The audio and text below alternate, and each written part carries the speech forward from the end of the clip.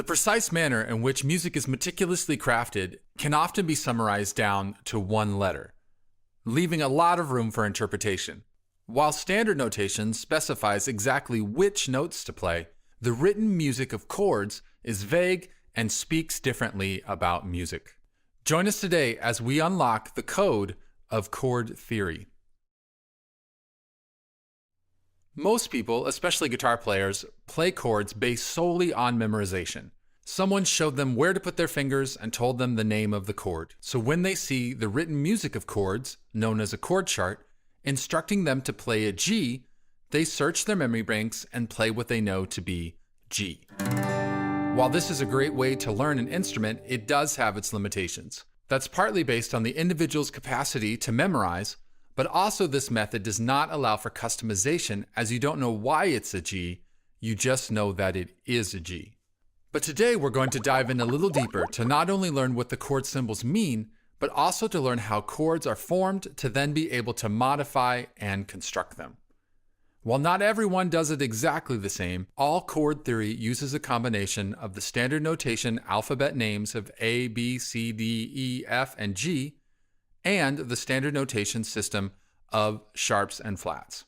However, chord theory then also includes a set of modifying numbers, letters, and symbols to communicate what to play. Now, all of these modifiers will be based on the major scale. Then, details such as rhythm, timing, and what specific notes to play are all then left up to the interpretation of the player. Here is what a typical chord chart looks like. We see the use of the standard notation names of notes in letter format with G, F, C, E, and D. We also see the use of a sharp symbol next to the F. And we also then see some different letters, numbers, and symbols. A forward slash, lowercase m, the abbreviation sus, which is short for suspended, and finally the numbers 7 and 2. All of these work together to give vital instructions for knowing what to play. So let's start with the basics. First, it's helpful to know what a chord is, and that is two or more notes played together at the same time. So all chords will have at least two notes. While some chords will have many different notes, most chords, however, typically will only have three. Which three notes will be determined by understanding the meaning of the chord symbols. The capital letter almost always refers to where you're going to start building your chord. So in the case of a G chord, you would start by playing a G. Since there is more than one, you might be asking which G?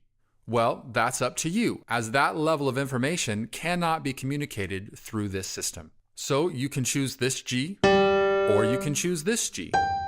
Now, this is also true for every other letter name. For instance, if it's a D chord, your first note will be the D of your choosing.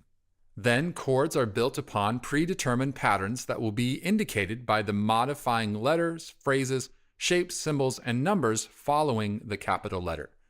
For instance, G7 still begins with a G, but then the 7 instructs you to do something different than a G6 or a G sus2 or even a G with no modifications, as even this empty space is communicating something.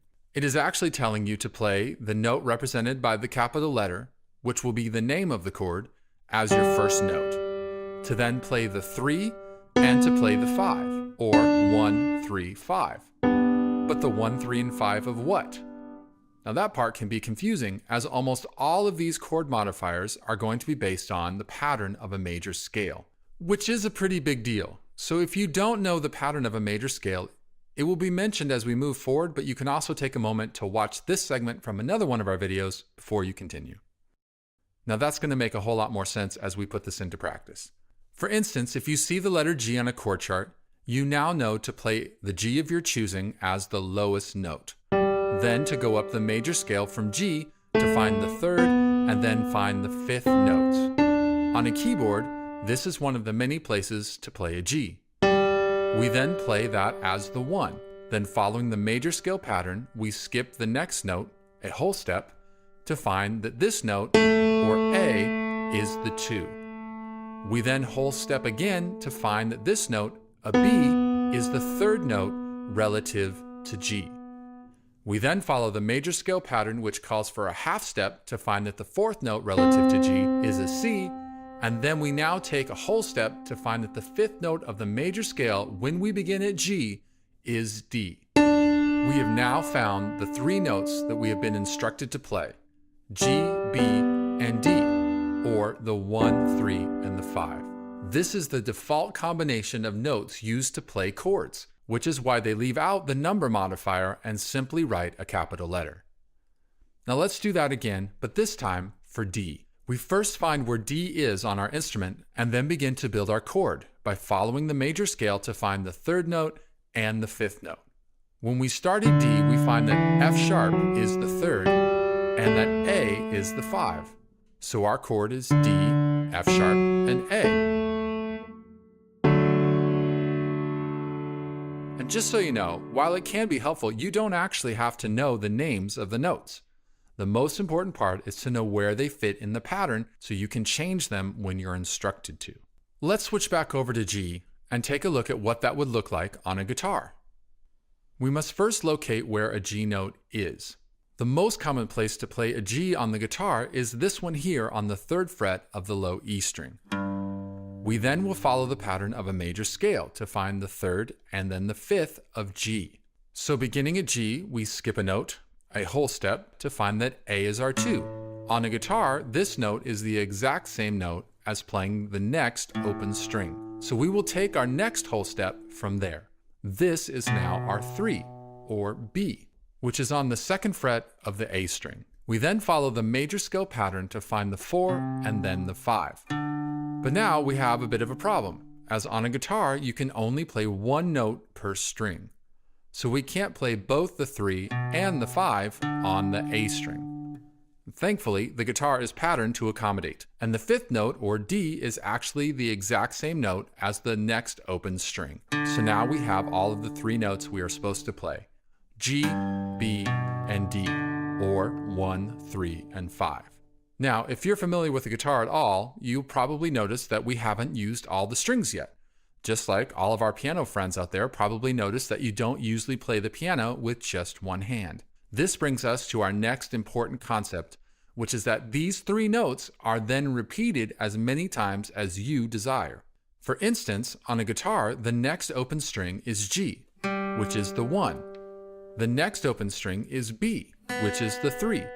And then we play G again on the 3rd fret of the high E string. We have now played all 6 strings, but we've only used the same 3 notes in the pattern. Now, it's also possible to press down the 3rd fret of the B string to play the 5 or the D instead of the 3, which would be the B. These decisions on what combinations of 1s, 3s, and 5s to use is something called voicing. As this is a G chord, and so is this, so is this, and so is this. But each one sounds a little different, though they all contain the same pattern of notes instructed by the capital letter of G. How a chord is voiced is left up to the interpretation of the player, and should be considered when selecting what to play because it dramatically affects the results. So again, that is what a capital letter with no modifier instructs you to play. But now let's take a look at some of the many other types of chords. To help you see the difference, we will continue to use G. So the good news is that all of these chords will start with G, which you've already found. What is also great news is that all of these chords will also include the 5, which, as we have already discovered, is D. And each of these chord modifiers will signal you to play a unique combination of notes that you can then voice however you desire. A very common chord modifier is a sus2 chord, which the sus is an abbreviation for suspended, which in this case tells you to not play the 3. Like it misbehaved in school, it has been suspended. So this chord type instructs you to play the 1 and the 5. Like I mentioned, almost all modifiers will, but the presence of the number 2 signals you to add the 2, and then the sus signals you not to play the 3.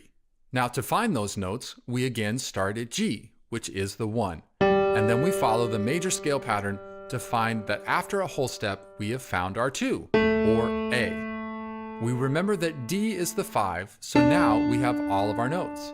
G, A, and D, or 1, 2, and 5. On the piano, we can play this in our left hand and again in our right hand.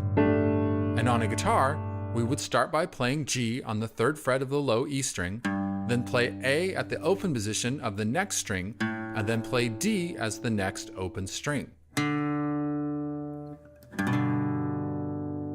Then, as we fill out our chord, we must avoid playing the 3 on the B string, so we make sure that we play the 5 or D by pressing down the 3rd fret of the B string and then adding the G on the 3rd fret of the high E string.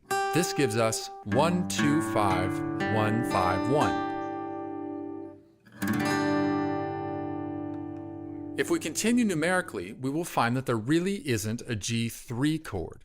That's because a standard chord with no modifier is really the same thing as a G3 chord, so we just leave off the number. A G sus4 chord is very similar to a G sus2, with the exception that this time, instead of playing the 2, we are now going to play the 4, or 1, 4, 5, which if we start at G would be G, C, and D. We then voice our chord by repeating those how we choose. On a guitar, that could be G, C, D, G, D, G, or 1, 4, 5, 1, 5, 1. Again, we do not play the 3 because this is a sus chord, which tells us to suspend the 3 and remove it. Up next is the 5 chord, or what is more commonly known as power chords. This is one of the rare chords that are made up of only 2 notes, the 1 and the 5. These are used heavily in modern music and may also be notated with no 3 in parentheses after the capital letter.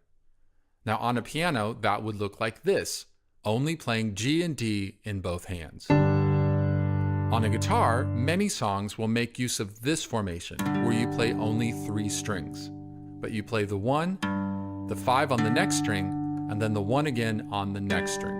1, 5, 1, which for a G chord will be G, D, G. You can also play this chord formation in the familiar open G position by simply muting or skipping the A string. This allows you to play 1, skip, 5, 1, 5, 1. A 6th chord instructs you to play 1, 3, 5, and then 6, which is pretty straightforward. 7th chords, however, can be tricky as there are several kinds.